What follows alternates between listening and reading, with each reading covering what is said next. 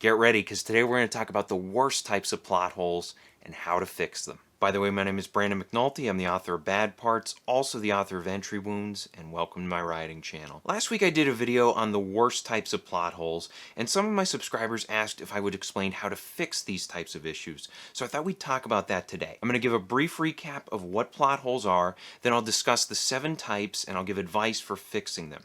And I'm also going to discuss specific examples and how to fix those as well. And most of these examples are brand new. I didn't want to rehash last week's video, so expect some new examples today. But let's start off by answering the question, what is a plot hole? And it's an inconsistency or contradiction in a story that is never explained or resolved. And these are errors and oversights. They disrupt the storytelling experience, and they may cause audiences to distrust or abandon the story. Now that we've got that out of the way, let's talk about the 7 worst types of plot holes and how to fix them. The first type is the obvious solution that characters ignore.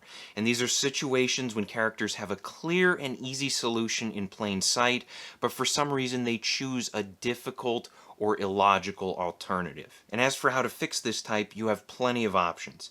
You can have the characters choose this obvious solution, or you can make the solution less obvious, or you can eliminate the solution altogether, or you can also give the characters a good reason to choose an alternative. Now for an example, let's take a look at the movie Prometheus.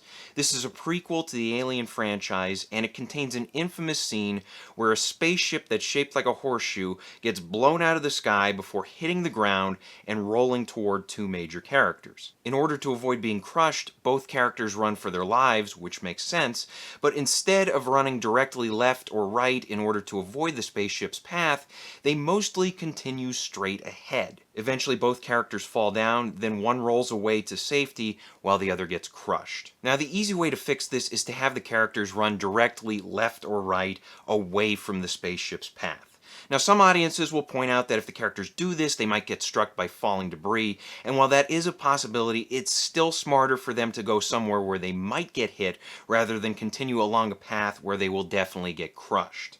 Alternatively, if you want to have a dramatic chase sequence, you can set up the terrain differently here. Maybe the 2 characters are in a trench with walls or steep hills on both sides, and that prevents the characters from running left or right until they reach an exit point. Second type of plot hole is the off-screen solution that characters ignore. This is similar to the previous type, but instead of the solution waiting in plain sight, it's off-screen. For instance, a character might have special knowledge or skills that can solve a problem, or the setting might offer potential advantages or escape routes, or there might be systems in place that can easily rescue the heroes. Whatever it is, the heroes and the writers ignore these options. And the way to fix this is to acknowledge the off-screen solution, then explain why it can't work. Usually the easiest thing to do is just to create obstacles that prevent the off-screen solution from working. You might also want to rethink your characters or your setting. Now for an example of this, let's take a look at Die Hard 2. We talked about this last week. This is the only example I'll be repeating today. But in this movie, John McClane has to stop terrorists from seizing control of an airport near Washington, D.C. His wife Holly is flying into town, but when the terrorists shut down the runway lights, all planes have to remain in the air. And this is supposed to be a tense situation as the planes circle the airport while running low on fuel, but anyone familiar with the D.C. area would know that there are other nearby airports where the planes could easily land. Any pilot, flight attendant, or air traffic controller would know this, yet the solution gets ignored for the sake of the plot. And an easy way to fix this is to rethink the setting. If possible, set the story at a location that's more remote than Washington, D.C. Find a location where there's only one airport and have Holly fly into that airport. You might also want to include bad weather conditions that prevent her plane from taking a detour to any other airports. And since Die Hard 2 is a Christmas movie, a snowstorm would work here. Another solution you can use is you can have multiple airports taken over by terrorists. For instance, maybe Holly's plane can't land at the first airport, so they reroute her to another airport, but that one also gets taken over by terrorists as well. Third type of plot hole is continuity issues, and these are simple breaks in the consistency of a story. You might have a situation where a character doesn't recognize someone that they should recognize, or they fire 10 bullets from a gun that can only hold 6, or maybe they have unexplained knowledge, meaning that they know a key piece of information that we never saw them learn. And as for fixing continuity issues, simply add, cut, or revise story details as necessary. Now, for an example, let's take a look at Raiders of the Lost Ark. And if you remember, at the climax of the movie, the Nazis open the Ark while Indiana Jones and his girlfriend Marion are tied to a wooden pole. And right before the big moment happens, Indy warns Marion to shut her eyes and keep them shut. This enables them to both survive the wrath of God, but it also raises the question, how did Indy know to shut his eyes? And the way to fix this is to simply add a moment earlier in the story where Indy learns to shut his eyes. And such a moment actually existed in a deleted scene that never got released. Basically, when Indy and Sala are getting the headpiece examined, they learn that they're not supposed to touch the Ark and they're not supposed to look at it when it's open. And this is a key piece of information that never made it into the final cut, and that's a shame because a simple line of dialogue could have filled in this particular plot hole. Fourth type of plot hole is inconsistent magic and technology. And anytime you introduce magic, sci-fi technology, or superpowers, you need to establish rules and limits. You also need to be aware of the impact that these special abilities and items can have on your story world. And if you don't, it can lead to plot holes. And the way to fix this is, first of all, you need to clearly define the rules and limits for your audience. And remember that there should be a cost involved with using magic. And also consider that there are many possibilities for how magic can be used. Ask yourself the question, how would a moral person use magic? What about someone who's careless or desperate or sinister? Think about these things, think about all the possibilities. Now for an example, let's look at Game of Thrones. Last week we talked about how Melisandre's necklace caused a continuity issue, but this time around let's look at one of her magical abilities. And if you remember, Melisandre is the Red Woman. She's a sorceress who can give birth to shadowy assassins that can murder important people. And in order to create one of these shadows, she must be impregnated by someone with a royal bloodline. In Season 2, she convinces Stannis Baratheon to have a shadow baby with her, and after she gives birth to it, it quickly matures into a creature that murders one of Stannis' enemies without a hitch. After seeing how powerful this magic is, Stannis asks Melisandre about creating more shadows, but she says this can't be done without draining his life energy and killing him. And that's fair, that sets a limit on what Stannis can do. However, there's no limit holding back Melisandre, and that raises the question, why doesn't she ever suggest creating another shadow assassin? The shadows could prove useful in the later seasons, yet this powerful magic gets completely forgotten, even when she encounters other characters with royal blood like Jon Snow. And the way to fix this is to have Melisandre offer Jon Snow the option of creating one of these shadows. He doesn't have to accept the offer, but at least give him the option. Let him face the dilemma and decide whether he's willing to use such a tactic against his enemies. Maybe he refuses the offer at first, then reconsiders it later on as the battle with the Night King is approaching. And if Jon does consider it, this could create some tension between him and Daenerys, and it would give them something to talk about other than how she's his queen. You are my queen. I don't know what else I can say. Fifth type of plot hole is characters acting out of character for no good reason. This is when a character does or says something that is inconsistent with who they are. They act like an imposter or idiot for the sake of the plot, and they might make unrealistic mistakes or conveniently forget how to use skills that they've mastered. And the way to fix this is to recognize your character's goals and motivations.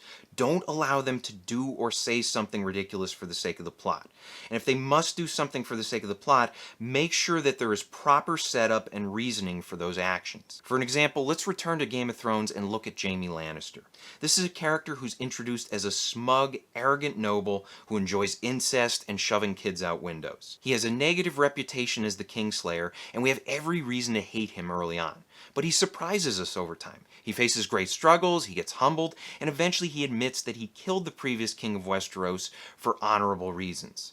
Before long, he's performing heroic acts, he's redefining himself, and he's risking his life for the people of Westeros. Then, after several seasons of impressive character growth, he hooks up with fellow knight and love interest Brienne of Tarth, and things look like they're going to end in a reasonable way for the character of Jaime Lannister. Then, in the exact same episode, he ditches Brienne so he can die alongside his sister Cersei during the destruction of King's Landing. And the way to fix this, I mean, this is a mess, and I get that the writers wanted Jaime's character arc to come full circle with him returning to Cersei at the end, but they didn't have enough time to pull this off convincingly.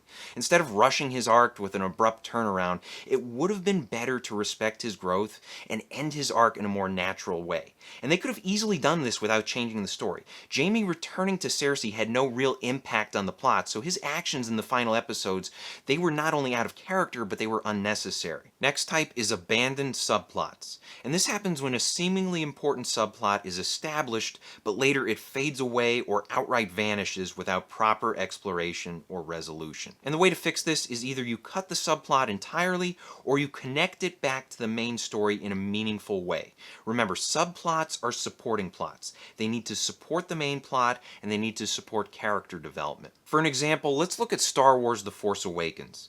If you remember, about midway through the story, Han Solo takes Rey and Finn to a smuggler's den that's run by an alien named Maz Kanata. Maz collects various artifacts, and she happens to possess Anakin Skywalker's iconic lightsaber, which was lost after Luke's hand was chopped off in Empire Strikes Back. The lightsaber's reappearance raises a number of questions, and Han Solo himself even asks one. Where'd you get that? A good question. For another time. Unfortunately, that good question never gets answered in the sequel trilogy, and the subplot goes nowhere. Now, as for fixing this issue, let's see if we can use this subplot to support the main plot and Maz's character. Now, how do we do that? Well, here are two things we know about the lightsaber in Force Awakens. One, it was last seen in Cloud City, and two, Maz somehow came to possess it. With that in mind, remember that Maz hangs out with smugglers, people like Han Solo and Lando Calrissian.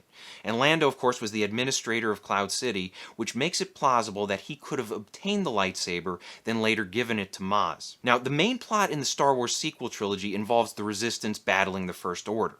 The Resistance needs Lando's help in order to win, so with that in mind, why not use the lightsaber subplot as a bridge between the new characters and Lando? Show Rey or Finn being desperate for help, then have Maz suggest seeking out the man who gave her that lightsaber. And this could have worked as a way of introducing Lando into the sequel trilogy while also fleshing out Maz's character and backstory. And then the final type of plot hole is large-scale stupidity. This is the most noticeable and unforgivable type. It's usually a logical issue with the story's main concept or premise, and since the entire story is built around something that doesn't make sense, these errors create tons of questions, and they can make an otherwise dramatic story seem laughable. And the way to fix this is to rethink your story's concept or premise.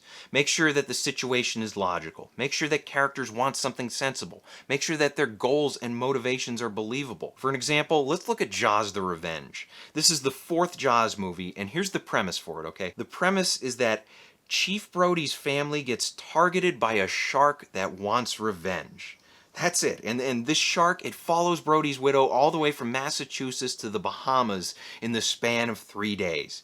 That's how dedicated this shark is, and that's how stupid this premise is. Now here's the fix for this one. If you want to tell a story about a woman being hunted over thousands of miles, don't make your villain a shark. Sharks don't care about revenge. Instead, make your villain a ghost, a psycho, or some similar being that is capable of revenge. Now, if you do want to tell a revenge story involving a shark, have a human being seek revenge against the shark. And this could actually work here. Mrs. Brody's son is killed near the beginning of this movie, and that can serve as motivation for her hunting a shark down. Maybe she can't find peace after her son's death, so what she does, she teams up with some shark hunters in order to get vengeance. And don't get me wrong, this story is not going to win any awards, but at the very least, it's a much better place to start if you're writing a Jaws sequel. So I hope this helps. Question of the day: what's one plot hole from a movie that could have easily been fixed? Let us know in the comments section below. Thank you for watching. If you want to support the channel, please pick up a copy of either one of my books. Bad Parts is great if you like small town horror. It's about people trading away their sick and injured body parts in order to get healthy again. And then Entry Wounds is great if you like thrillers. It's about a guy who picks up a haunted gun and he cannot put it down until he kills 6 people with it. Also, be sure to check out my other videos, like, share, and subscribe. And as always, remember to keep on writing.